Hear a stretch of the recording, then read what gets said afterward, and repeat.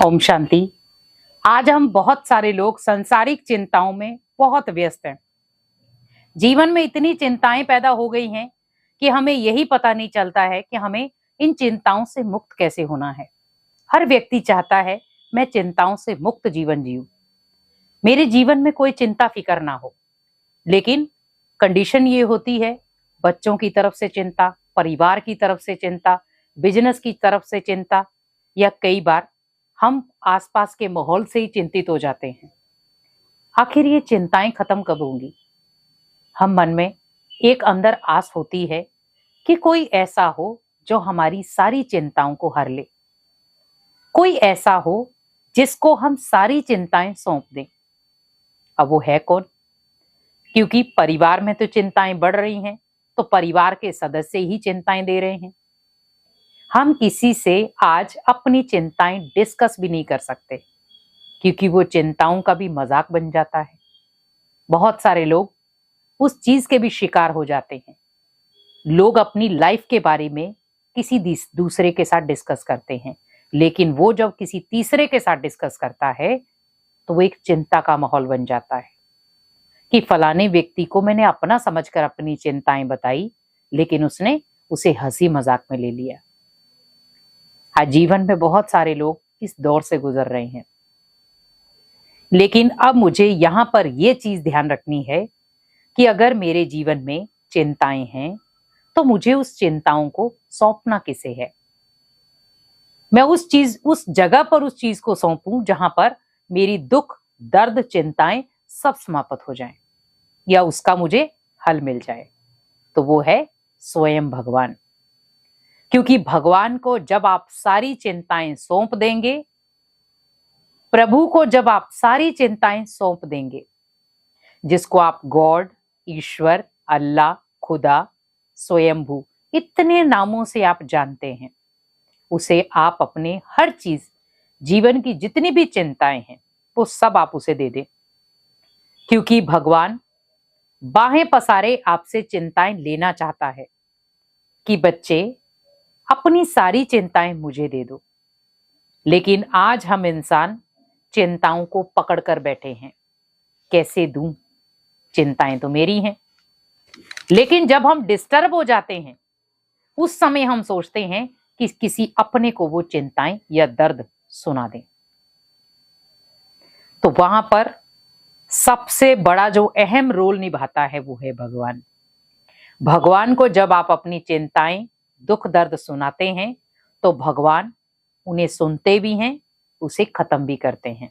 लेकिन समय आने पर हम कई बार सोचते हैं कि मैंने भगवान को अपने दुख, चिंताएं सुनाई, लेकिन अभी तक उसने कोई हल ही नहीं दिया। और बहुत सारे लोग भगवान के ऊपर विश्वास करना खत्म कर देते हैं कि हम तो भगवान के ऊपर बिलीव भी नहीं करते हैं, विश्वास ही नहीं करते, क्योंकि उसने तो सारी चिंताएं दी, उसने तो मुझे मुसीबत में डाला, उसने तो मेरे जीवन में चिंताएं डाली। लेकिन एक चीज का हमेशा ध्यान रखें, भगवान आपकी चिंताओं को हरता है, ना कि आपको चिंताएं देता है। अगर हम दूसरी कंडीशन में देखें, चिंताएं हमारे कर्मों की वजह से आती हैं। हम जो कर्म करते हैं, जिस तरीके से करते हैं, चिंताएं वैसी ही आएंगी। आपने कर्म अगर किसी को खुशी देने वाला किया होगा तो आपके जीवन में चिंताएं नहीं आएंगी, खुशी ही आएगी। लेकिन अगर आपने किसी के जीवन में चिंताएं दी हैं तो रिटर्न में आपके पास वही आएगा जो आपने किसी को दिया होगा। व्यक्ति आज ये भूल जाता है कि मैं किसको क्या दे रहा हूं, लेकिन अगर उसके पास ही वो चीज लौट कर आ जाए तो हम कहते हैं भगवान ये क्या हुआ, आपने ऐसा क्यों किया। तो यहां पर कुछ क्षण अपने साथ भी आप बातचीत करें कि अगर मैं जितना ब्लेम भगवान को दे रहा हूं कि भगवान ने मुझे चिंताएं दी, अगर मैं वही ब्लेम खुद को दे दूं या अपने कर्मों को दे दूं, तो शायद मैं जो बार बार भगवान को कह रहा हूं वो नहीं कहूंगा। क्योंकि भगवान हमारे जीवन को एक नई दिशा देता है, सत्कर्म की दिशा, श्रेष्ठ कर्मों की दिशा, श्रेष्ठ ज्ञान की दिशा। लेकिन हम जब दिशाएं भटक जाते हैं तो हमारे जीवन में ओनली चिंताएं बचती हैं। और इन चिंताओं का निवारण हमें करना नहीं आता। उस समय हम फील करते हैं कि कोई ऐसी मनुष्य आत्मा आ जाए जिसको मैं अपने दुख दर्द चिंताएं सुना सकूं। लेकिन मनुष्य आत्मा भी तब आपके पास वो आएगी जब भगवान डिसाइड करेगा। कई बार हम कहते हैं ये व्यक्ति मेरे लिए फरिश्ता बनकर आया है, लेकिन उस व्यक्ति को भेजा किसने? उस व्यक्ति को इंडिकेशन किसने दिया? वो स्वयं तो उठ के नहीं आया, तो उसे किसी न किसी प्रकार का इंडिकेशन मिला है, और वो इंडिकेशन होता है भगवान की तरफ से। जब आप भगवान को कहते हैं भगवान मेरी ये चिंताएं हर लो, तो भगवान स्वयं नहीं आता है, वो किसी न किसी को माध्यम बनाता है कि बच्चे मेरा ये बच्चा चिंता में है, तुझे जाकर के इसकी चिंता सुननी भी है और उसका हल भी करना है। तो भगवान हमारे लिए हमेशा, मैं तो ये कहूंगी भगवान हमारे लिए 24 घंटे तैयार है। एक बार करके तो देखें, अपनी सारी चिंताएं उसे बता दे, सौंप दे उसे सब कुछ। भगवान घर आपका है, ये शरीर आपका है, ये घर के सदस्य आपके हैं और मेरी सारी चिंताएं भी आपकी हैं। बस मुझे इनको निमित्त मात्र संभालना है। लेकिन जब हम टू मच उस चीज में चले जाते हैं, भगवान को उस स्थान से अलग कर देते हैं, तो चिंताएं जगह ले लेती हैं।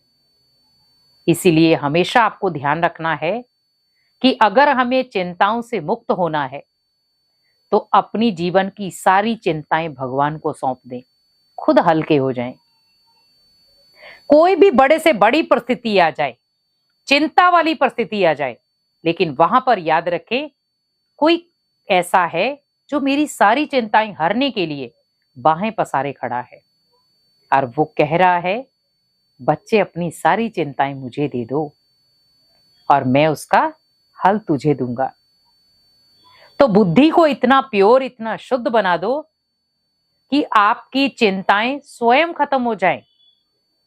क्योंकि जब बुद्धि आपकी बिल्कुल प्योर होगी, बुद्धि में थॉट प्योर होंगे, तो आपका घर का वाइब्रेशन भी प्योर होगा, संकल्प भी प्योर होंगे और आपके कर्म भी श्रेष्ठ होंगे।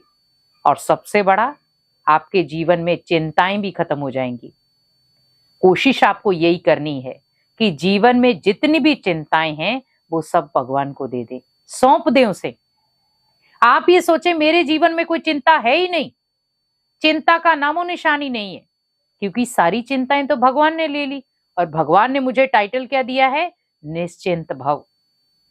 सुबह उठते ही फील करें कि मैं बहुत निश्चिंत आत्मा हूं, क्योंकि मेरी सारी चिंताएं भगवान ने ले ली हैं और भगवान की एक निश्चिंत अवस्था मैंने ले ली है। क्योंकि जितनी आप चिंताओं में कोई भी वर्क करते हो, कोई भी कार्य करते हो, तो उसमें क्या होता है? शरीर थकता है, माइंड थकता है, और उसके बाद रिश्तों में कड़वाहट आ जाती। क्योंकि कई बार क्या करते हैं हम, कोई चिंताएं होती हैं तो हम रिश्तों को भी खराब कर देते हैं। चिंताओं को अपने जीवन का ये हिस्सा ना बनाए जिसमें रिश्ते खराब हो जाएं, खटास भर जाए रिश्तों में। जो भी चिंताएं हैं, भले रिश्तों में है, परिवार में है, बिजनेस में है, किसी भी प्रकार की चिंता है, सब भगवान को सौंपकर, खुद को हल्का बनाकर, भगवान का बच्चा समझकर अपने आप को हल्का रखें और अपनी सारी चिंताएं भगवान को सुनाकर अपने जीवन को एक निश्चिंत जीवन बनाएं। ओम शांति।